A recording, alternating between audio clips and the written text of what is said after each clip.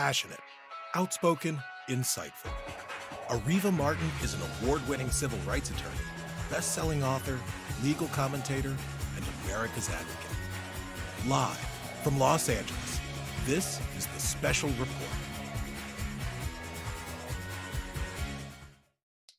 Good morning and welcome to our viewers in the U.S. and around the world. To kick off this morning's broadcast, do me a favor. Please share the show with your online friends or start a viewing party. And remember to post a comment or question because your voice matters.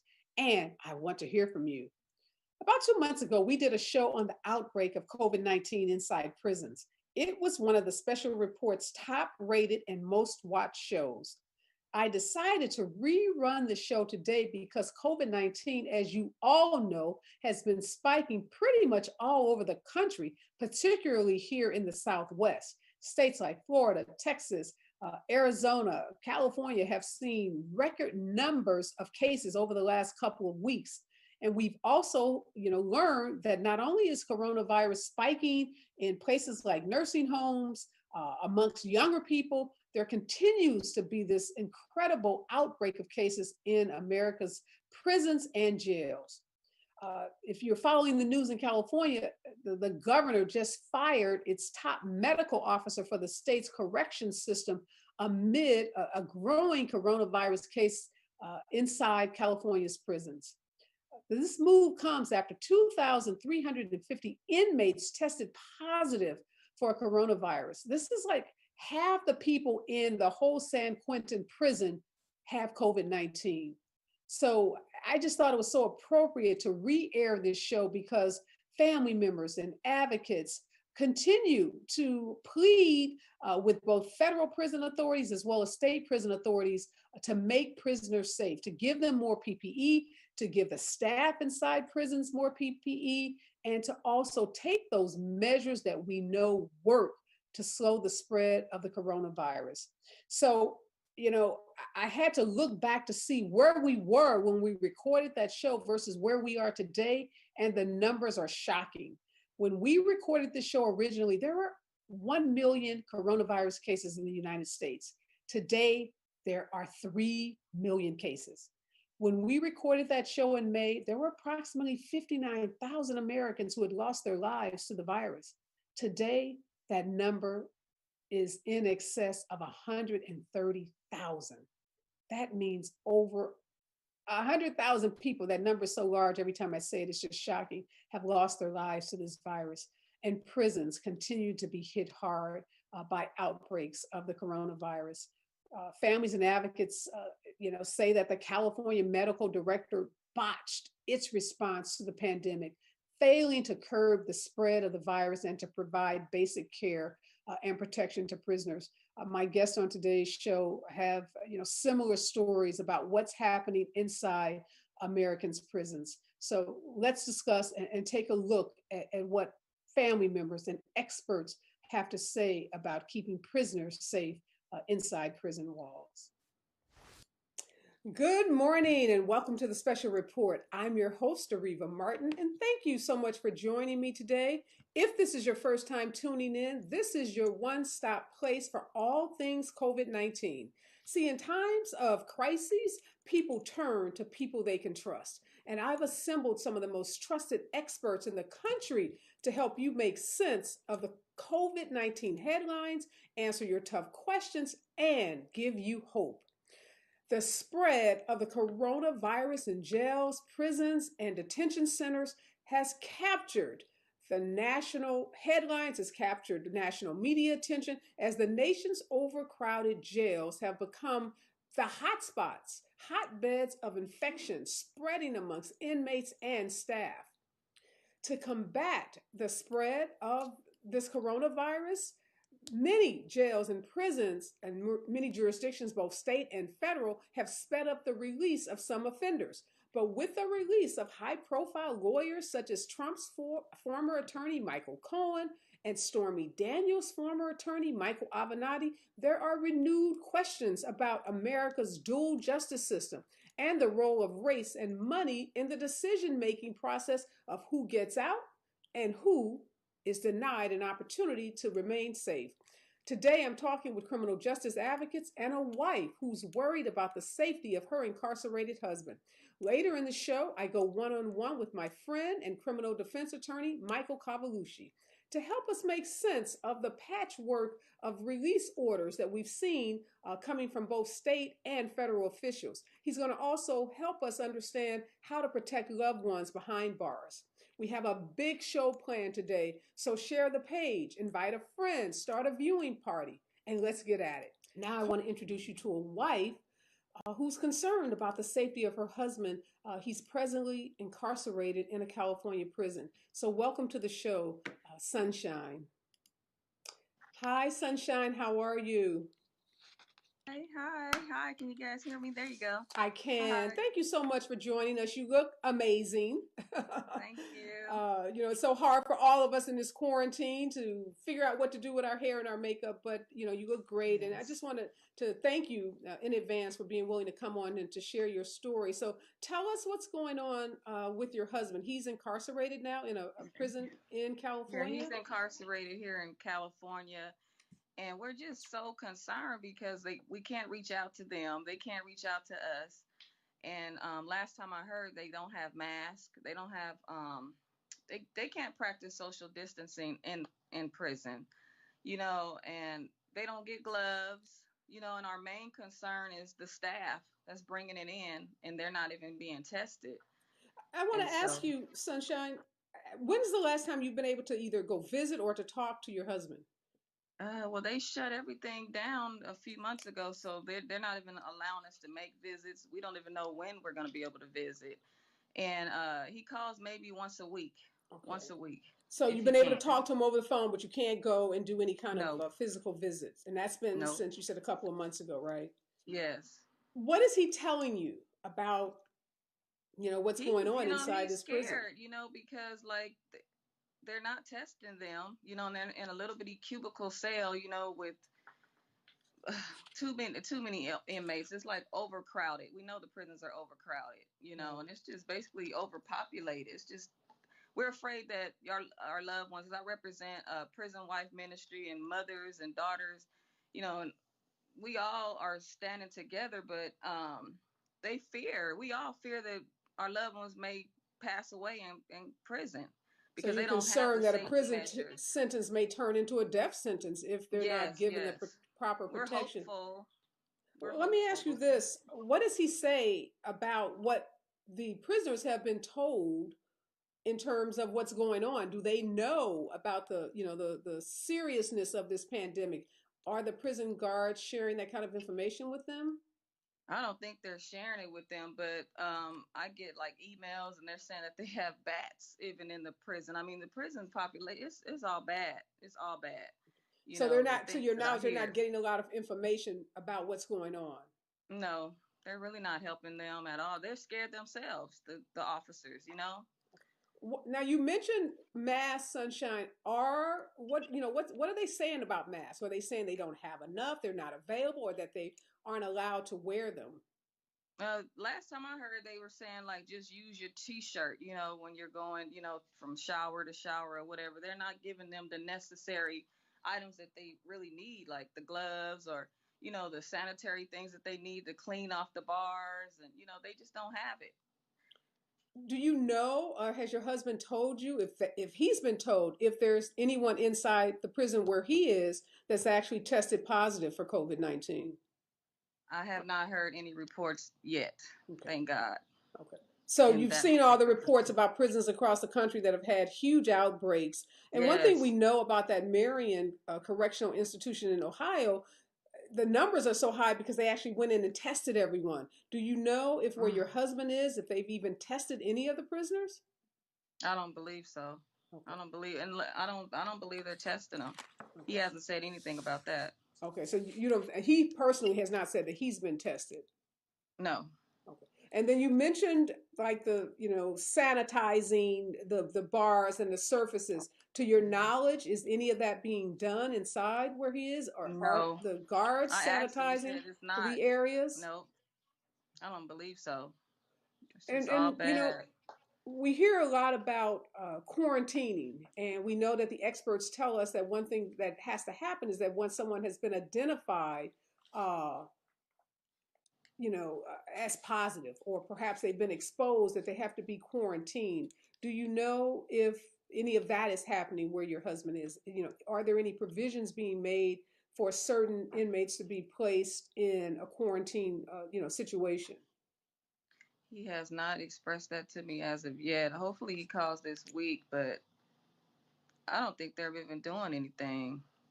Like last time I heard, he was saying that the COs were sort of scared, and they just, not in that prison, but he was saying some COs they just walked away, Mm, just left, because they're scared for their lives too, just as well. But I think they should be tested, before they even come to work. mm, That way they can't get it in there, because the inmates can't get it unless they bring it in. right. And as far as you know, there's no testing happening with respect to the guards who actually work inside the facility. Nope. Mm-mm. So it seems like you have like zero, unfortunately, information, that you're just not Zero. getting much from your husband. He's not getting much from the facility. Right. And I know you said, Sunshine, that you represent a group, or you have a ministry of wives and mothers and other Yes, so family members. concerned. Yeah, I was Mm-hmm. gonna say, what are you hearing from these loved ones? They just, some of them don't even get calls or emails, so they're just left in the blind, and they're just saying like their immune system, some of the guys immune systems of, some of the guys got cancer, they got Mm, sick loved ones. So we just been praying, that it don't spread into the prisons, mhm. that they take more precaution measures to help them. I And mean, which they're human too, they're our loved ones. Right. And that's so important that you say that, Sunshine, because sometimes people, operate under the Forget. misconception that just because someone is incarcerated, that somehow they've lost their humanity, or that they're Mm-hmm. not, deserving of any form Right. of humanity. So I'm so glad you pointed that out. And I just wanted to know at this point, like, what's your biggest concern for your husband? Just that it getting in there, that virus getting in there and spreading. Because Mhm. they're, I mean, it's bad for us and we're free, you know? Right. Just imagine in there, they don't have enough nurses, they don't have enough staff, they don't have enough, things that can help them prevent it. And then what happens if they get it? Mhm. What are they going to do? And I've seen some horror videos, where they telling them, they just throwing them off to the wolves, they just don't care. Right. They don't have the capacity for this, Right. this epidemic right now. They just don't. And and I'm sure you've seen in the news, Sunshine, there have been some high profile, people who are incarcerated who've been Hmm. released. They've been able to file motions with the court and actually get released. Has that happened with respect to any of the family members you represent? Have you seen anyone that's been I able to go haven't. to the court and ask for someone to be released? Due to the virus, no, Okay. not yet.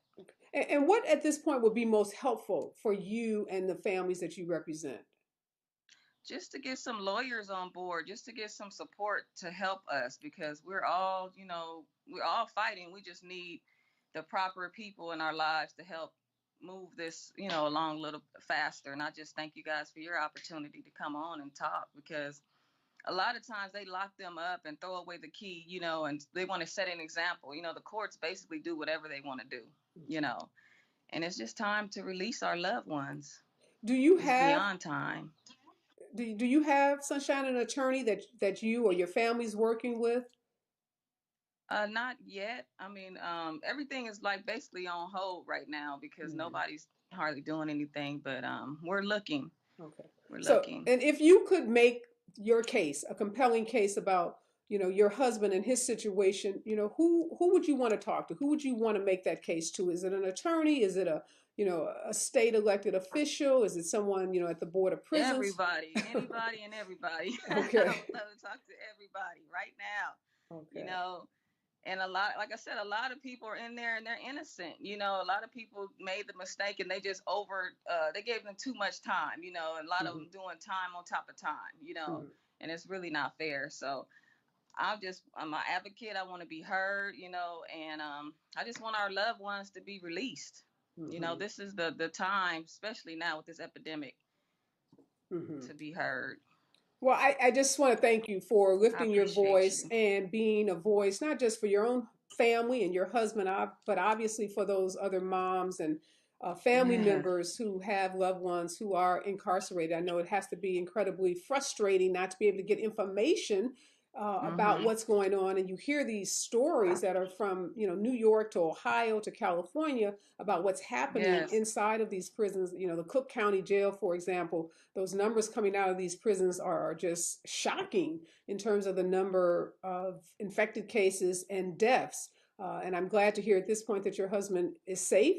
yes, And just keep watching the show today. We have an expert that's going to come on. We have a couple of prison advocates like yourself, and hopefully you'll get some information that can be helpful to you and your husband, and information you can take back to that group. I'm an advocate myself, so I'm always so happy to see when people use their voice like you're using yours, and you use your own personal situation to help others. So thank you for what you're doing, and for using your voice to speak up for the voiceless. Because you're right, when people get behind bars, they become marginalized and voiceless in yes. this community. So they need people like you speaking on their behalf. So stay with us and continue to watch the show. My next guest is a criminal defense attorney who has actually filed a motion in court to have someone released. And he's a friend of mine. He's a prominent criminal defense attorney in Los Angeles. His name is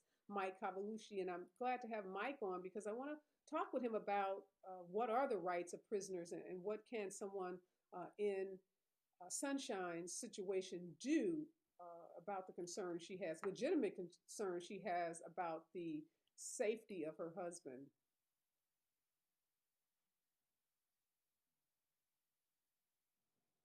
Hey, Mike, Hey, how are you? I'm good. Can you see me? No, if you could turn your Oh, camera on, that would be fantastic. all right.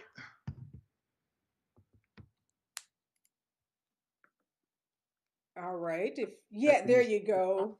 Hello. It's been a Hello. while, but thank It you. has been a while. I know. Am I coming across clearly? You look fantastic. I love your quarantine Yeah, hairstyle and your beard. And Grizzly Adams look. yes, we're all struggling to figure out, how to make sense of this new world we live in. But I wanted That to get you you in look this. fantastic for Oh, thank you. COVID Thank you crisis. for those kind words. When I wanted to bring you on, I wanted someone with your expertise, your experience, your compassion for this topic. Obviously, you're one of, the nation's noted criminal defense attorneys. So I really wanted to have your voice on this conversation. I don't know if you heard Sunshine, but Sunshine says her husband is incarcerated in a California prison. The prison got locked down a couple of months ago. She hasn't been able to visit her husband. She only gets calls about once a week. She says she has zero information about what's going on, and she's concerned about his safety. And she represents a group of other moms and wives and family members, and they're all really, really scared about what's happening in our nation's prisons. So, what kind of rights, Mike, does Sunshine and other family members have at this time? Yeah, the experience that Sunshine is having is an example that people are experiencing throughout California and throughout the nation. And unfortunately, right now, everyone is exploring what the prisoners' rights are and what the family's rights are while California and the nation is in this state of emergency.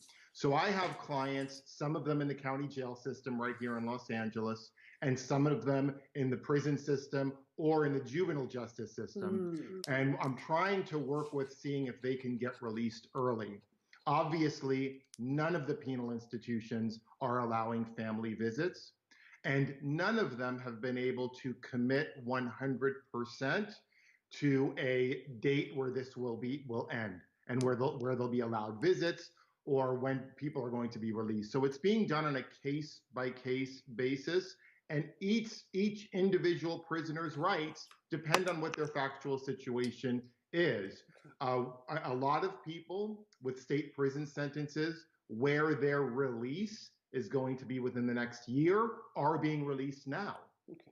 So it doesn't Okay. matter what the crime is. If they were slated to be released within a year and they're in a state prison system, you're saying they're being released as we speak. Not necessarily. Again, everything is a case by case, but it being a serious violent felony doesn't absolutely preclude the release. Okay, so on a case by case basis, lawyers are going through the courts. You can do a writ of habeas corpus, which basically is saying, give us the body, release the person. Okay, so there are many different avenues for lawyers to explore getting their clients released a little early. Obviously, cases where the client is in custody on serious violent felonies are going to be the most difficult to win some kind of release, because a lot of these are compassionate releases. That's what they're based on. And I'm glad you brought that word up, compassionate releases. I've heard that a lot. I'm sure people watching and following the stories, we've heard about those compassion release motions that are filed. Can you tell us a little, Mike, about, what's the criteria for someone who, feels like their loved one is at risk and they believe that they would qualify for this kind of compassion release? What's the criteria that has to be met? So the criteria is going to be whether or not the individual in custody falls into one of the vulnerable groups of people, which is somebody with a pre-existing medical condition that makes them especially vulnerable, obviously their age, and then looking at the environment they're in. If they're in one of the custody settings where there's been an outbreak, then you have both a person who is vulnerable, especially susceptible to real harm from the virus, and also being in an environment where they're not absolutely protected from the environment. So that's what the courts are really going to look at in determining whether or not the person should be considered for immediate release. And how quickly, Mike, I know, and those of us in the legal community know that motions can sometimes take months to work their way through the system. Are these motions to have someone released, are they on some kind of expedited basis? Are they happening very quickly through the court system? Are they moving quickly through the court system? Yeah, so it works similar to other types of motions where attorneys are considering the circumstances to be urgent and needing immediate response. So they would get orders shortening time like you would on other motions in court. So yeah, lawyers are going in there trying to have these cases heard right away. And the best way to have these done really expeditiously is if you have a compassionate prosecutor, because that's who lawyers, that's who families should be reaching out to first, is the prosecutor, to see if you can get them on board. Or maybe if your lawyer has access to the victims of the crime, okay, if it's a crime where there is a named victim, and maybe, again, I would always advise, of course, getting counsel to do this. Right. If the lawyer has the ability to respectfully reach out to the victim and explain to the victim the circumstances, that could make a difference in court. Because if you've got a prosecutor and a victim who are on board with this compassionate release, your chances of getting a judge to get on board are that much higher. Wow, that's a good point. And Mike, I'm sure that's good information for a lot of family members who may be watching this, is that, one avenue is to talk to that prosecutor that prosecuted the case, and then the victims of whatever crime that was involved. I want to ask you about, this dual justice system that we see played out every day in courts around this country, where, if you're rich, if you're connected, your justice or justice that's meted out to you looks very different than if you're poor, if you're African American, if you're Latino. And we've seen a couple of high profile cases, the president's former lawyer, Michael Cohen, Stormy Daniels' former lawyer, Michael Avenatti, both of them convicted. Michael Cohen actually serving his time, Michael Avenatti awaiting his sentence and awaiting to have additional trials in the state of California, but both released. What are we to make of those releases? And then we heard, Bill Cosby's request for release was denied. R. Kelly's request for release was denied. So, what are we to make of who gets this, what appears to be, really positive outcome in terms of being released so that they can be at home with their loved ones rather than incarcerated during this pandemic? So I think a lot of things are playing into those kinds of biases and unfair applications of the early release. Okay, I think you definitely need to look at socioeconomic backgrounds are an issue. I think race is an issue. But I also think that the crimes are an issue.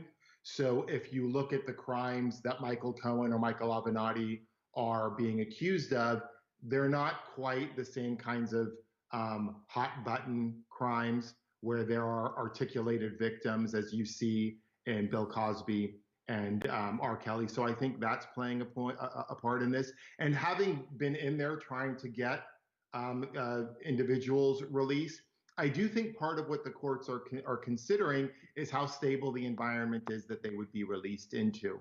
And sometimes socioeconomic backgrounds do play a role in that, in terms of a family of means is perhaps able to quarantine or create a safe environment in which families in some communities are not. But absolutely, at the same time, we need to face that race also plays a part, that there is systemic bias against, Black and brown people that also play a role in whether or not courts are releasing these individuals. So you have to look at the full picture of what's going on, and race is definitely a piece of it, but there are some other legitimate considerations as well.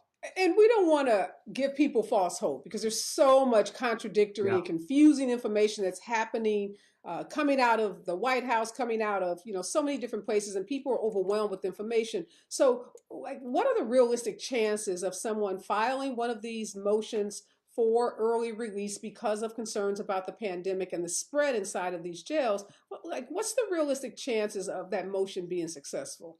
So a lot of what I think we're all struggling with right now is being in a place of uncertainty, being in a kind of limbo. For many of us, it's not knowing when we're going to return to work or when life is going to return to normal. And then obviously for people who have loved ones in custody, that becomes all the more difficult. And that kind of limbo state is really hard, like Sunshine situation, not knowing what's happening, not having access to your loved one, not knowing when it's going to end. But it's really hard to put a percentage on what the chances are without really knowing the particular facts in any case. To give you just a hypothetical, I think if you have a loved one who's in custody on a non-violent felony, and if they're part of a vulnerable population, and I do think African American, given what the statistics are showing us, that profile could be a vulnerable, susceptible demographic. Right. And they're in a location where there has at least been some noted outbreak of COVID. I think their chances are fairly good. I think if they contact someone who can work with them, because I do not encourage people to take it upon themselves to reach out directly to prosecutors. I think they need a lawyer. Yes, and if you can't retain a lawyer, this is not an advertisement. Okay, if you can't retain a lawyer, absolutely call the public defender's office or the appointed counsel that handled your loved one's case. They will be available to go back into court.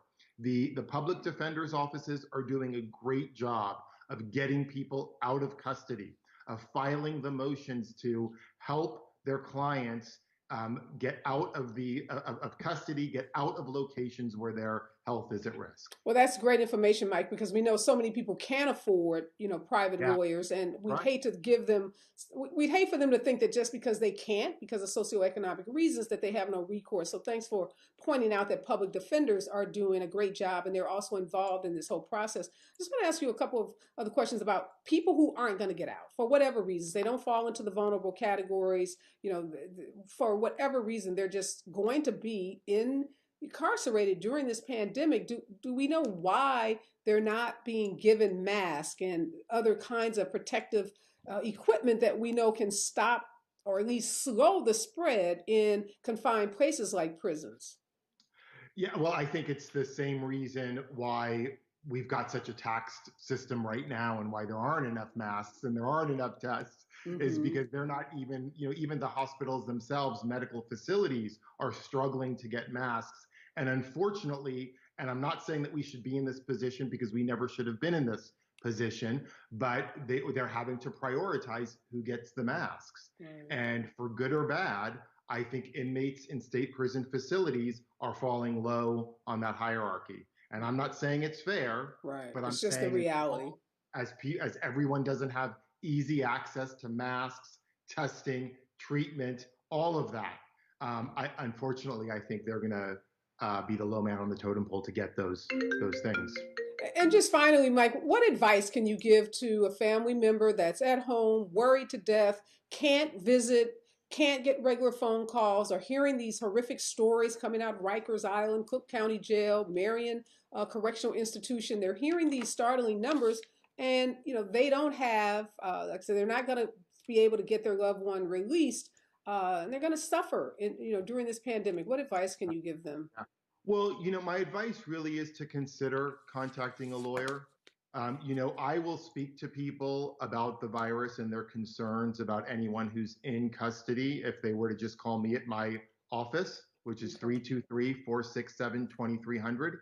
I do not have a problem speaking to people at no cost and giving them some information and some assurance, but the only people who have access to individuals in custody right now are their attorneys. I'm able to visit clients in county jails. I'm able to visit clients in state prisons or in juvenile facilities.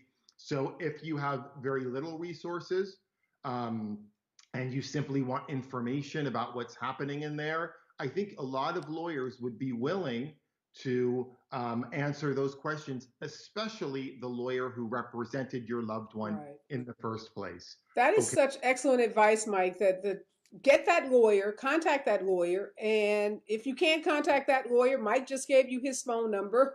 I just love it. Thank you so much for sharing that information. But lawyers can go in and they can put eyes on your loved one. They can look at them. They can talk to your loved ones and bring that information back to you that you're not able to get right now because family members can't get inside these prisons. So lawyers, in many ways, are going to be the only ones that can bring that information back about what's happening, with individuals who are incarcerated.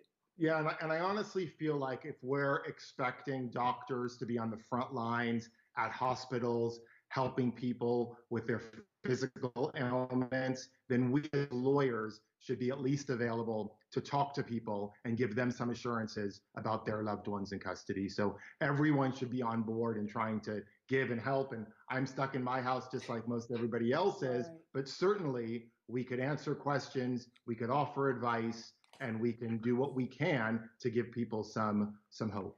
Thank you so much, Mike. Lawyers get a lot of crap, to be honest with you, a lot of jokes, bad reputation. Some of it's earned, a lot of it's not. But here's an opportunity for all of our fellow barristers around the country to step up. We can make ourselves incredibly useful. We can answer questions. If you're a criminal defense attorney, you can go into these prisons and jails. You can visit folks who are incarcerated, and you can help give family members some sense of, some peace of mind that their loved ones aren't just languishing inside these prisons and jails. Thank you so much, Mike, for coming on, sharing that great information. I know Sunshine is listening. I'm sure she has lots of great information that she can use for her own family, but also that she can take back to that support group because we know knowledge is power, and we need a lot of knowledge to make it through this pandemic. We'll get through it, but thanks to lawyers like you, it'll be a lot easier for family members like Sunshine. So thanks again, Mike. Be safe out there. Reva, thank you, and you stay safe too. Thank you. Talk to you soon. Bye-bye. Wow, that's some just phenomenal information from Mike about what family members can do, how they can contact their lawyers, they can contact public defenders. Lawyers can go in and visit where family members cannot. They can bring that information back and they can help families, like I said, just get a little sense of peace of mind during this very difficult time.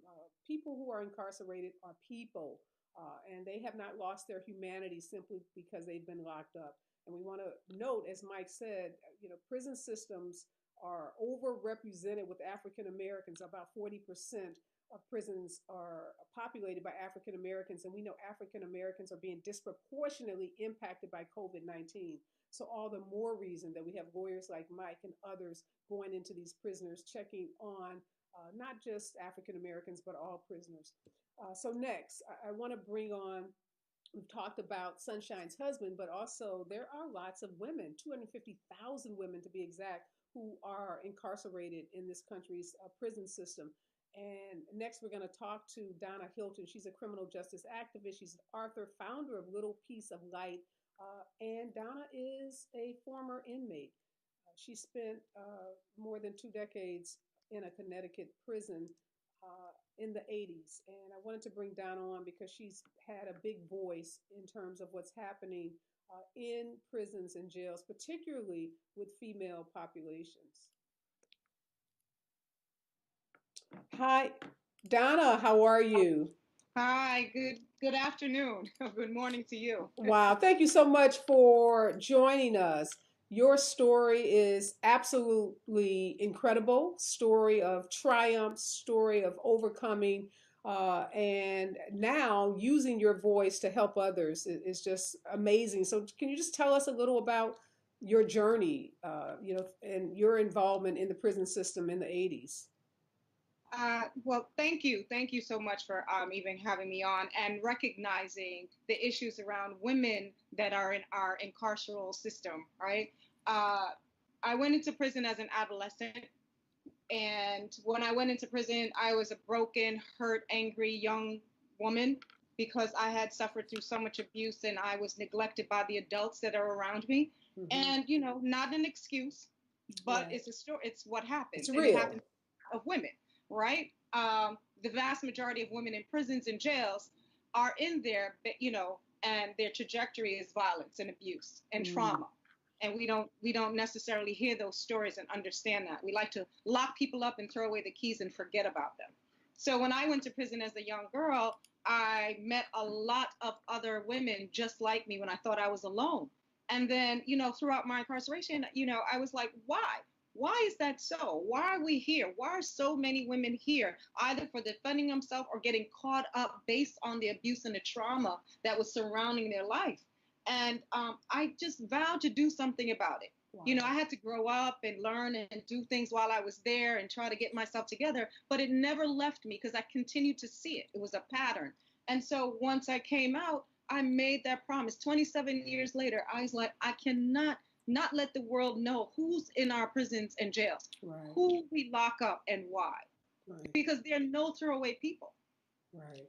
Well, thank you for not just growing up to be a beautiful woman, but also growing up to be an amazing and powerful advocate. So I wanted to ask you, Donna, based on your lived experiences and based on what you saw during your incarceration, what do you think prisons should be doing during this during this coronavirus pandemic? What should our prison systems be doing to keep those incarcerated safe? Well, I heard what Mike was saying, and he's right. We don't have the testing out here to give to everyone. I mean, what we're hearing, is a lie. We only have like a 1% of the population, if that, who has been tested already. And so we know that prisons and jails are not going to be on that list. But we have to understand, we have to look at it in the concentrated areas. Prisons and jails are the most concentrated areas in our society. So we have to understand that whatever happens in there will eventually happen out here and vice versa. So people inside are not bringing the virus in, but there are people that are bringing it in, correctional staff, administration, volunteers, whatever, the like. And so we have to look at that and say, we have to really understand that we have to do some sort of testing inside. So the testing is minimal, and they're only testing people, as far as I know, what I've gathered from the women, those that are exhibiting symptoms. But we know that there are people that are walking around that are asymptomatic but spread, just like when HIV and AIDS. There are people that are asymptomatic but can spread. So we have to figure out a way to do that. We can't just put people inside to the side and say, we'll get to them later. Right. We have to do it collectively. We cannot say we can do more than one thing at one time. We can talk and chew. We can talk and chew. So if we can do that, we can bring this together and say, these are still people. There are people that work there. We are concerned with correctional staff as well. I hear stories from correctional officers. They are afraid. Right. You have people responding to things inside with hazmat suits, with all this gear on, and they don't even have a mask. That's wrong. That's egregious. And so, Donna, are you still in contact with women who are incarcerated? Yes, I am. I Okay. tried to maintain contact ever since I left. This is the work that I do, my organization, and me as a person, because I made a family in there. Those are people. They're Right. women that are, mothers, grandmothers, aunts. It doesn't matter, right? And I wanted the world to understand just because they have done something wrong or probably horrible doesn't mean that we forget about them and throw them away. Because believe it or not, people age out of Right. whatever situation that they may have gotten into. So, And people don't necessarily stay the same. excellent point. I just want to ask you, Donna, though, the people that you're in contact with, these women, Yes. what are they telling you is their biggest fear at this time, given this They're pandemic? afraid. They're afraid that they're sick and they don't even know it. They're afraid that they might be sick and might be giving it to the Mm, elders that are inside. We hmm. have an elder population in our prisons that That's a no good one point. wants to talk about, no one wants to help. But they have aged out of crime. They have aged out of everything. Majority of the elders in prison just want to come out and see the sunrise and the sunset and to walk into a supermarket like any other elder. You know what I Yeah. mean? And so what do? These people have done their time. I spent way over my time inside, and so have many others. When do we let people go? Yeah. And I know this might sound harsh, but it's true. The crime will never change. But what we want, prisons were created so people could recognize what they've done, the harms that they've caused, and to change that behavior. But if Hmm. we don't show that it works, it's never going to work. The system is corrupt. It is absolutely egregious, cruel, and inhumane. We have to recognize that and do it differently because 95% of people in our prison system are going to get out at some point. I wouldn't care if it's 50 years later. They're Right. going to get out. And how do we want these people to come out? We want people to recognize what they have done, but what they can contribute to as well to move forward and to move us forward as a society, as a people. Well, you mentioned Donna crime, and I want to bring on my next guest because Daryl Burton actually served 24 years in prison for a crime he did not even commit. And he was exonerated from this alleged crime on August 29, 2008. So let's bring Daryl into the conversation. Good morning, Daryl. How are you? Turn your volume up, Daryl. I can't hear you. Second, yes. Can you Fantastic. hear There me you now? go. Thanks, Daryl. Thanks so Okay. much for joining us. We were just talking to Donna, and Donna's talking about the humanity that people incarcerated, the lack of humanity. And I know you spent 24 years in one of the toughest prisons in this country for a crime you didn't commit. Uh, Tell us, what was that experience like, and what do you know from that lived experience about what prisoners must be going through now, given this pandemic? Yeah, well, good morning. Thanks for having me. And thanks to your guests also. And thanks to God. Prisons are horrible places. As you said, I was and described where I was at. Missouri State Penitentiary was the bloodiest 47 acres in America at one time. And so my heart goes out to these individuals who are in there. And right now they've been confronted with this called COVID-19 coronavirus. And as what your guests have said previously, there is no getting away from that. There's no social distancing. There's no separation. You basically, you're on top of one another. And one person who's going to be infected by this dreaded disease because of guard or a staff member going to come in and not know that they have it, it's going to spread like wildfire. And it's going to be just basically, they're going to be like sitting ducks. It's going to be like a death sentence, whether you're innocent or not. And that's the concern. I got called. I'm getting calls all the time. I just got one this morning and yesterday, and a few days ago, a guy died with the coronavirus. Uh, and and so these calls are coming, and people are crying out to me. There are help to get somebody involved, and so lawyers. And I like what your guest Michael said. The attorney get lawyers involved around the nation, and I think something the other guest was just alluding to file some kind of national referendum or civil litigation or something, and for the inmates to also start filing litigation pro se to get the media and everybody involved in this crisis, because those people are going to start dying, and I mean they're going to be dying exponentially. It's unfortunate, but and I hate to sound so drastic, but that's just the reality. I was there when somebody had the flu, and in a housing unit of 100 200 men, we all had it within just a matter of weeks. Wow. And that's the reality. And I'm so, fortunate that I got released as an innocent man, but I had life without parole and was on death row and didn't have the death sentence. Wow. And so one thing that Donna and Daryl have in common, you both are, using those experiences of having been incarcerated now to be advocates, to use your voices, to use your platform to advocate for those who, are still in prisons and jails around this country. And I guess I want to ask you, if you're speaking to Sunshine, my guest earlier, who's worried about her husband, and Sunshine says she also is an advocate and she represents a group of families. What advice would you give to someone like Sunshine? She can't go in. She's getting infrequent phone calls. She has what she describes as pretty much zero information. And I know Mike talked about getting a lawyer, and that's going to be the reality, hopefully, for a lot of family members. But we know also a lot of folks aren't going to get lawyers. They're not going to have access to even to those, public defenders. They're going to get they're going to be left on their own to deal with this. As much as we like to think that the legal community can step up and manage all of this, we know, all of us, me a civil rights attorney, you both as advocates, know that there are lots of people who don't have access to lawyers in our criminal justice system. So, starting with you, Donna, what would you say to Sunshine? Yeah, well, I was listening to her, and the first thing, Daryl and I were back and forth. First thing I said, was get in touch with your local elected officials. Get in touch with those so they can understand what's going on and understand your fears and your concerns. Get them on board, and then reach out to the local advocates in your area. Make sure that, you let them know, you create that story, and you come together as that group that she said that she's a part of, and go to them and say, we are concerned, and we are your constituents, and we vote.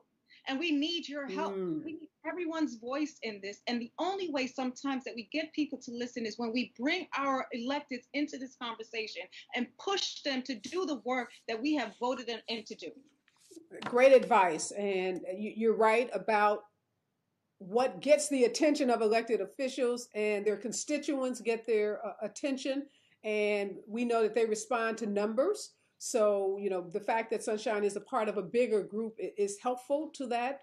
So when she goes to talk to one of these elected officials, she's not just representing or talking on behalf of her husband. She's talking and representing, perhaps hundreds of family members in her community. So that's great advice, Donna. And Daryl, what would you say to Sunshine or someone who's in a similar situation as Sunshine? Yeah, Sunshine, I just want to say first, I'm sorry for what you're going through, you and your family, and I feel your pain with your loved one, your husband, and I'm lifting them up in prayer. But just to echo what Donna said, yes, your local officials, and you're right, also, Reva, attorneys can only do so much, and many attorneys, they have to work for a living, we understand it, but the attorneys who would like to do this here pro bono services, which is great, we know, and this is huge. This is a global pandemic, so it's going to take a global effort, at least in our communities to marshal the multitudes and to have, your group, whatever civic group you're a part of, to email this power of this, what we're talking right now. I'm just learning social media, but this social media thing is powerful, and I'm saying use this social media and all these other means of this, this digital and this global, medium to just send a lot of emails, a lot of text messages, and a lot of phone calls to these elected officials, to the folks who are supposed to represent you in a crisis like something like this. This is when they're really needed. So, with the things that they've been campaigning on, well, now it's time to put up, because, this is a really life and death situation. And these guys and these women in these places, in prison, they can't wait. And these are the ones that's the last one on the totem pole where some attention is going to be, paid to those, who are in prison. Because, I have to say this as hard as it may sound. Some people may feel like, well, they're in prison. They pretty much got what they deserve. But no, they're human beings. And you never get what you deserve when something like this is happening. And these people deserve to have a voice and have people to speak up for them. And we're advocates for them because I see family members in prison. And that's so important. And again, Daryl, thank you also for, I think it's so important that we keep bringing this conversation back to that humanity piece, because one thing I'm so happy about having both Donna and Daryl, both of you here today, is because you all give a face. So people think, people incarcerated are these big, ugly monsters, right? And we have these visions that we see. We watch way too many prison movies, right? And we create these images in our mind, and we forget that they are, beautiful women like Donna, and handsome, intelligent, well-spoken, guys like you, Daryl. And that's so important. So I ask you all what you would say to Sunshine. Now I want to ask you, what would you say to, if you had an opportunity to make a case before the prison boards or before one of these state elected officials or federal elected officials, what would you tell them needs to be happening right now inside prisons and jails to keep, you know, incarcerated folks safe? You know, what would you want to see done in terms of a policy? The first thing I would say, because I was in prison when the HIV/AIDS epidemic happened, and so we had to respond to it, you know, because of what was going on around us when the administration and the medical staff didn't. But, you know, we're in different times. This is a different animal that we're dealing with. We have no understanding of this virus, right? But we know it's very contagious, so we can't do the responses that we did then. But I would ask them to please talk to these people like they're human beings. All they want you to do is talk to them. Even if you can't do but so much, at least say we're doing our best. We're doing our best to make sure that we keep you safe as well as staff safe. Talk to them. That's number one. And then do your best to make sure that they have the things that they need. You have people inside prisons making hand sanitizers and masks, but they are the last to get these resources. Yeah, that's an excellent That in point. itself makes absolutely no sense. You can employ more people inside to get along and to make these masks and sanitizers, open up these spaces inside. I know what it looks like. You can have more processing of these things that they need so they can have it as well. Don't think that they're not valuable and they have no family and they don't matter. They do matter. You should not be using them to do these things and then forgetting that they need them as well. Donna, that's an excellent point. New York's Governor Andrew Cuomo talked about how they were using, you know, individuals incarcerated in New York prisons to make hand sanitizer because we had this huge shortage of hand sanitizer. So it makes absolutely no sense that they are making the hand sanitizer yet don't have access to use it widespread inside these facilities, or as you said, the actual mask. Daryl, what about you? What would you say to one of these prison boards or one of these elected officials if you had an opportunity to talk to them about what policies should be implemented during this pandemic? What I would say to them first and foremost, and I know we're trying to rethink prison reforms and trying to do things about, you know, all this, you know, locking people up and throwing away the key and mass incarceration and the age of color blindness, you know, as it relates to this, you know, prison, you know, pandemic or epidemic when it comes to, you know, locking up people of color. Start letting people out. I mean, this is what they can do right now. And this is what you call mercy, compassion, however you want to term it. But they can release people, and particularly those who don't have the serious offenses. We know you got to, you know, incarcerate those who may have these very, very serious offenses. But even some of those, if they've been there a long time, you can show some compassion for some of those folks. If they've shown through their behavior, through their institutional records, that they've been, you know, transformed or, you know, rehabilitated or habilitated, then they can make some provisions to just start releasing some of these people, as well as all the staff that enter that place. If they don't do what they call a temperature, you know, check and, you know, and check them for, you know, symptoms or pre-symptoms, or, you know, to try to see the people who are entering into that place, if they're safe, then just don't let nobody in to bring that virus in, because the inmates can't bring it in. You know, but that's something that they can do immediately, and they're going to have to, because if they continue to work there, they're going to get infected. That's just, you know, just the law of averages. And we've already seen that, Daryl, at a lot of these facilities, the actual employees, the staff, the wardens, the administrators are contracting the virus, whether they're bringing it in or they're getting it from others that they work with, is actually spreading it at such an alarming rate. I just want both of you to know that my viewers love both of you and are so happy to hear you using your voices. They want to know how to get in touch with you. We're going to make sure that we post your information, your respective organizations on our website, so that people can have your contact information, as well as the information from Mike, the attorney who was on, who was willing to share his phone number as well. And before I let you go, Donna, I just want to let everyone know that you wrote a book in 2018 called A Little Piece of Light. And it's a memoir of Hope Prison and just your story. And I want to make sure people know we're going to post information about your book where they can go to buy that book. We want to support you in whatever way that we can. We want people to, you know, watch the broadcast and go out and buy your book, because as an author myself, books don't sell themselves, authors sell them, and we write books because we get people to buy them. So I want everyone watching to make sure that they go. One thing, I just want everyone to though, because women continue to be the most neglected and underserved population in prisons and jails, that we in New York have created a Justice for Women COVID-19 task force, Wow. specifically concentrate our efforts around this time. And so we will have a Facebook page up, right? You know, it's being spearheaded by the Women's Community Justice Association. It's on Twitter or Facebook. And so I just want everyone to know this, because we need help. We need support. Women continue to be grossly neglected. And we know that women are the most poorest population and most medically compromised population as well. Wow. And thank you, because you're right, Donna. We think of prisons and we automatically think of men. And we think of the women that are going into prisons to visit men, but we forget about the women, as you just indicated, who are, the last statistic I saw, 250,000. So it could even be Yes. higher in terms of the number of women who are incarcerated. I just want to thank both of you, Donna and Daryl. Your voices are so critical. And this is the time when we need bold leadership and we need bold advocacy. And both of you using your voices to talk about this really important issue is so critical. You are helping so many families who, at this point are at a loss. They just don't know what to do. They can't get information.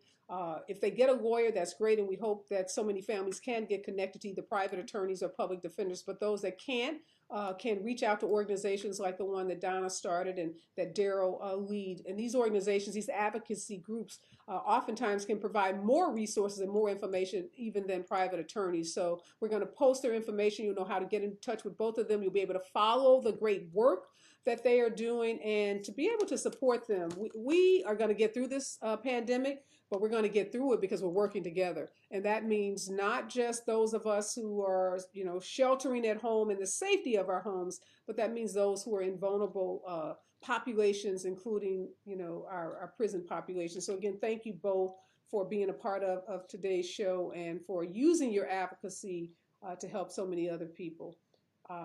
Take care and be safe out there. Thanks, Donna. Thanks, Daryl. Thank you. Wow, this has been just an amazing show. As an advocate, as a civil rights lawyer, nothing is more important to me than seeing people raise their voices, and that's what we've seen today. Thanks to my amazing guests, Sunshine. Thanks to Mike Cavalucci. Thanks to Donna Hilton and Daryl Burton. Thanks to my production team. None of this is possible without a fantastic production team, and I have one of the best. Anthony Jones, Angela Nichols, Lorna Shirley, and Daniel Fosto. Thanks to our sponsor, Special Needs Network, and thanks most of all to all of you for joining us, for being a part of this really critical, important information. Make sure you follow this page, you share the page, you follow me at Areva Martin, you follow Special Needs Network at Special Needs Network. So I always end the show with some final thoughts. And today, I just simply want to say, just because someone is incarcerated doesn't mean that they have lost their humanity. The Eighth Amendment prohibits prisons from disregarding the health and safety of prisoners. They have, in order to satisfy this constitutional requirement, at a minimum, prisons should be maintaining sanitary conditions, including sanitizing those contaminated areas and preventing healthy inmates from being exposed to those that have been infected. Prisons should be identifying and taking extra precautions for high-risk patients. They should be implementing policies to decrease the number of inmates who are housed in areas. They should be working on those sleeping areas and those recreational areas. They should be providing that PPE that we've heard so much about, not just to prison staff, but also to those who are incarcerated. And finally, and I do mean finally, prisons should be thinking about releasing those inmates who do not pose a demonstrable imminent threat of harm to others, those inmates who are elderly, those inmates who are in those vulnerable demographics like African Americans. If we want to slow the spread of coronavirus, it will require humane and thoughtful policies targeted at these vulnerable populations, Black and brown communities, nursing homes, and yes, Americans' prisons and jails. We are stronger together and we'll get through this because we are working together.